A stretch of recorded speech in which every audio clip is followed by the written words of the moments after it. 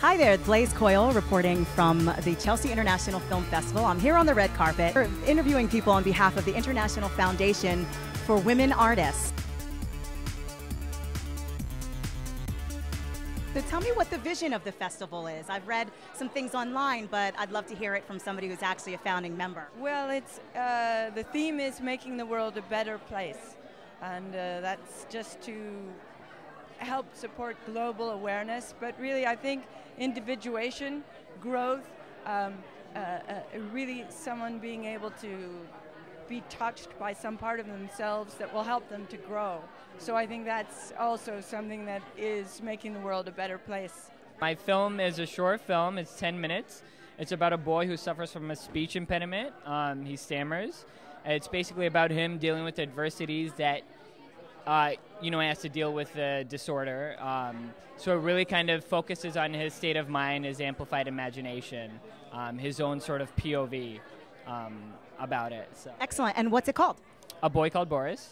Fantastic. And tell us what role you had in the movie. I know that there were many, but kind of give us a bridge version. Right. So I was a writer, director, producer, and the editor for it. It's a short film, so a lot of times you just end up being the jack of all trades. And I enjoyed the process very much so, all of them. How long was the shoot? How many days did it take? The shoot was 3 days. Principal photography lasted for 3 days, Friday, Saturday, Sunday. And it was great. We shot in New York, we shot in Astoria, and then we shot in a high school here in New York. So tell me a little synopsis about the movie.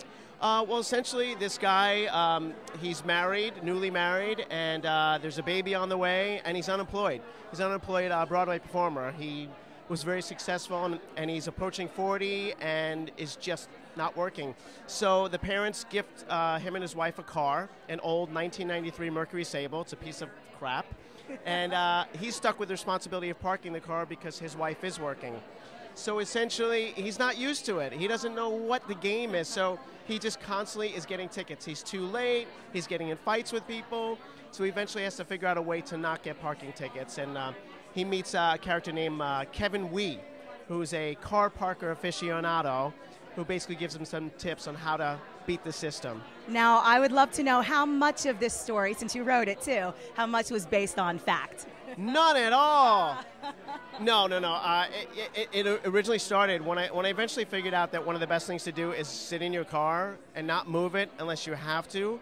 I started to go, well, what the hell should I do with my time? And I write, so I was like, let me write about this. So I just started writing, and the original title was called Car Parkers.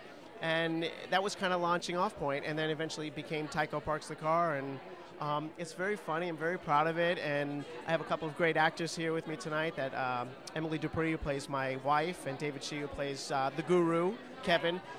So we're really proud of it, and excited to be in the Chelsea Film Festival. Fantastic. Well, we're happy to have you, and congratulations. If you could share something with fellow women, maybe even somebody who is up and coming and wants to be a journalist or in this side of the industry, what advice would you give them? Be yourself. It's so cliche, but it took me a long time to realize that I just had to be myself in front of the camera, and don't compare yourself to other people, because all that you can offer is you, and that's completely unique from what everyone else in the room can offer. So if they're not looking for you, then they're looking for someone else. But don't ever compromise who you are, because in the end, it's going to make you better at your job. My character is the red-haired lady, and I don't speak in the film, but I'm a very important part of the film. It's a man's story of a bout with schizophrenia, and he has a schizophrenic break, and he sees things. But this particular instance seems to be a little different, and what he sees is me, but there's a backstory behind that, and that's what the film kind of explores. What's real, what's not, what's mental illness, and what's clairvoyance. So that's amazing. So if you could offer up a piece of advice to somebody maybe just starting out, another female in the arts, what piece of advice would you give?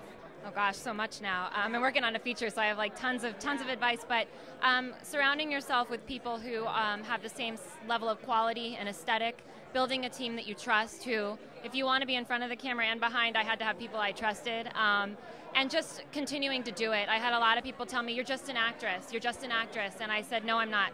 And now I'm here, and I directed a film, and I'm going to keep doing it, and I'm going to keep producing, so just don't let anybody tell you not to do it. I think that's amazing advice and something that we should all live by. So thank you so much. It was lovely meeting you. Good luck and congratulations. Okay, well, that is a wrap. We had so much fun here at the Chelsea Film Festival, and on behalf of the International Foundation for Women Artists, I'm Blaise Coyle.